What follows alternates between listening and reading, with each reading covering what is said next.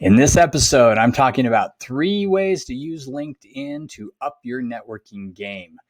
I'm Greg, I'm the Introverted Networker, and I want to show you 3 things on LinkedIn that you may not be using to really improve your networking. Now, I use LinkedIn all the time. It's my go-to social platform because I'm talking about networking all the time. And for me, this is the place where people really come and they expect to network. So I think LinkedIn is a really good social network. I think there's other ones you can use. It's not the only one. And you can use some of these ideas on other platforms. But I'm going to talk specifically about LinkedIn today and show you what I'm talking about. So on the screen, you're looking at my profile. And I just want to say, if you haven't completed your profile on LinkedIn, that's step number 1. I mean, that's really step 0. You need to make sure you have everything filled out. You need to have your headline, which is right here, the spot that's down below your name. You need to have, your location, your profile pic, your banner. If you can, you try to go to Canva or something, come up with a quick banner. Anything like that that's going to catch people's eyes is going to help them feel better about connecting with you if your profile is complete. And of course, you can scroll down to, all the other pieces here.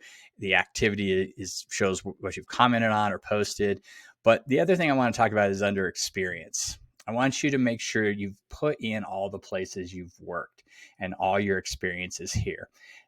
You can go in, you can search for companies, make sure you pull in the right company. It's important to do the dates. This is something that people who are looking at your profile are going to want to see your experience. And if you're looking for a job, this is really critical to fill this out. Some people do more than others. I have spent a lot of time on my profile because, again, that's my go-to social network. I talk about networking on LinkedIn. I talk about networking. I've used it in the past when I've gotten jobs, to interview, all those kind of things. It's important to have it all completed and filled out. You don't have to do it all at once. You can work on it a little bit at a time, but that's step 0. Like, make sure that's already done. So you can see all my different, places I went to school, all my different jobs, places I've worked. So the first thing I want to do is talk about reconnecting or connecting with people you worked with in the past. And if you've listened to any of my episodes or read my newsletter, anything like that, you know that I always talk about starting with who you know. And for professional networking, a lot of times that's people you worked with in the past. One of the things you can do is go back to these companies you worked at and search for people who you've worked with and maybe you aren't connected with. So the first thing I want you to do, and this happens a lot when you're just starting out on LinkedIn, where you don't have a lot of connections, where you're just building up your profile, you need to reach out to those people and send connection requests and ask to be first degree connection. So first degree connections means you're connected.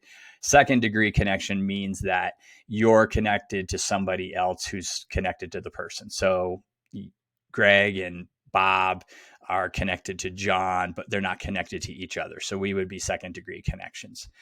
That's pretty much what we're talking about. And everybody else is a third degree connection. So anybody else you would see on the platform is third degree. So you're really going to focus on first and second degree connections today.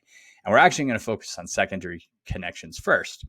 What I want you to do is go to one of your places you've worked in the past. And I'm going to use one from a long time ago. So this is Aimco, apartment investment management company from a long time ago. I worked there. And if I want to try to get in touch with people from there, I would want to search. Now, here's how you're going to search. You're going to go up to the search bar and you're going to take the name Aimco and you're going to put it in there.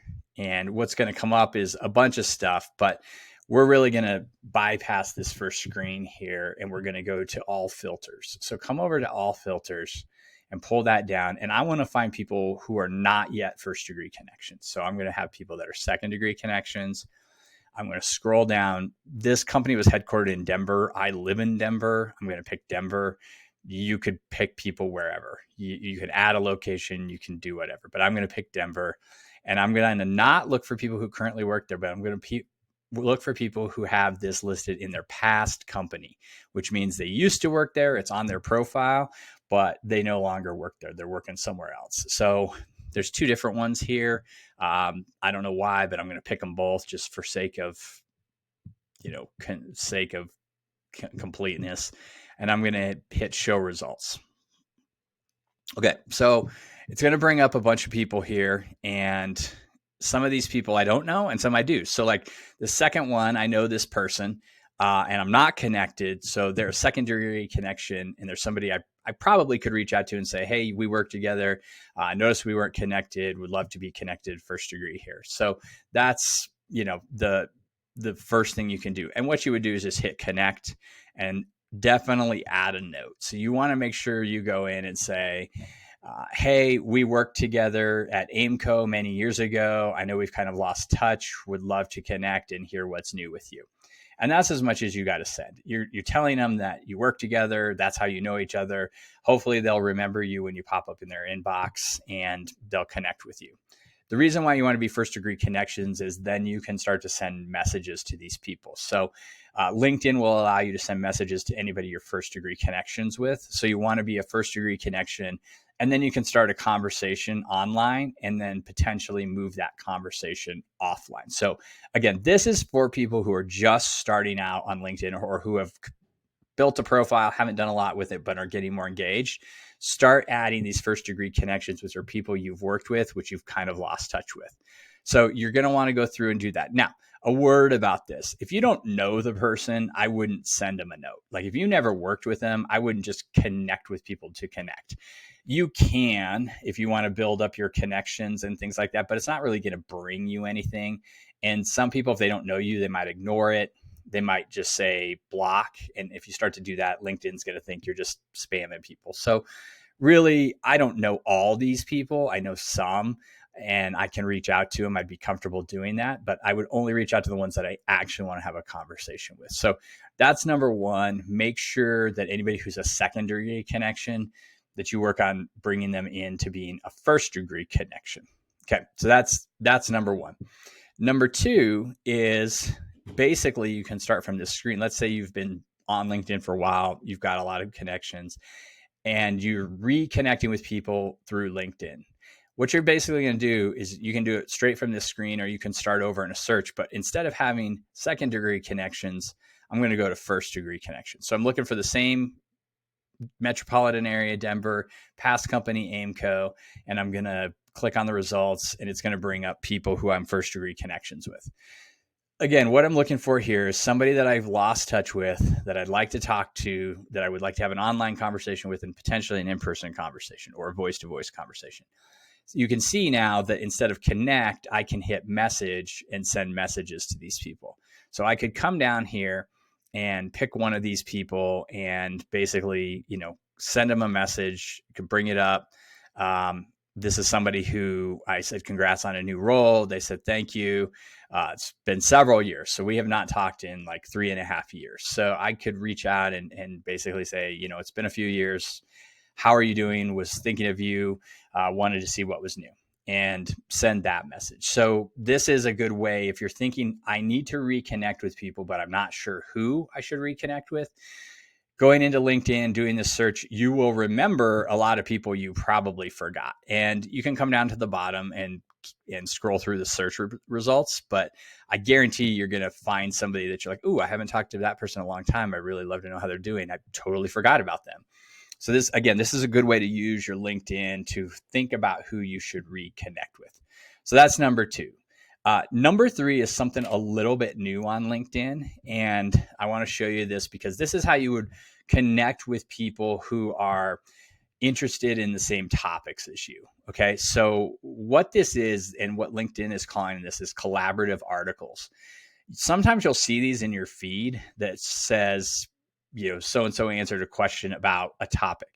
And what LinkedIn is trying to do is get subject matter experts to put answers to questions on here. They're basically trying to help grow their knowledge base and use people who are on the platform to use that knowledge base. So this is where you start. So really what you want to do is come to the top. It's kind of hard to find. I haven't found an icon for this. I've found the articles in my feed and I clicked on them, and then I've gone to the sort of top level for all articles. And so the URL is linkedin.com/pulse/topics/home. So do that, go to that, and it will show you all the articles. And then you can come over to the topics. So this would be, if you're in, let's say, the healthcare industry, you could click on healthcare.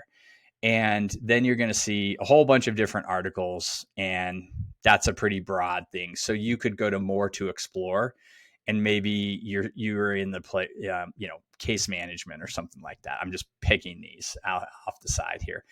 And then what you're going to see is a bunch of questions. Now, if you know the answer to these questions, or you have something really great to share, I would do it. I would put your name up there. I would give your answer.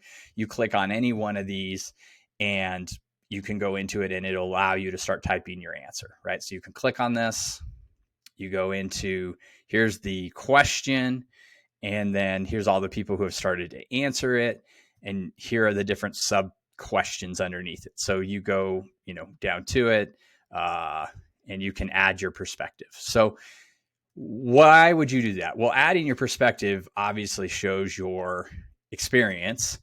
But what I really wanted to show you here was the people who are already writing on this are, number one, people who have something in common with you because they're answering questions to the topic you were interested in, or you have a background in, or some expertise, and they're active on LinkedIn. So again, let's go back to this first one. And by the way, I don't know anything about this first question. This is not me.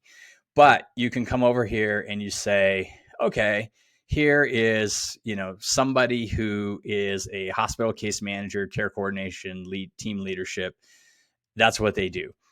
If this is somebody that you want to learn more from or potentially connect with, you can click on their profile, and it'll take you to that. And you go, and when it comes up, you don't even have to connect with them. I mean, you can, if you want, go and connect with them, but you can also come down to more or hit follow. If they have follow, they've chosen follow is their thing they want to do. So if I hit follow, now I'm going to see whatever this person posts. Why would I want to do that? Well, if they're posting a lot, if they're posting in articles, they're probably posting quite a bit. And if I really want to look at that, I can come down to the bottom here in their activity. And this person's posting a lot, right? And I understand why. She's looking for a job, so of course. But you can go to one of these posts and leave a comment, right? So you can read what the post is. You can decide if you want to leave a comment or not. You don't have to, but if you do, this person's going to see your comment. So you can potentially start a conversation in the comments with this person, and then you can connect with them. This is a good way, again, to connect with some experts, some people who are talking about the same things you would want to talk about, people who you could probably comment on their posts because you have that expertise. And then potentially you could become a connection, and you guys could start having a conversation. This is another way to find people who you can connect with on LinkedIn.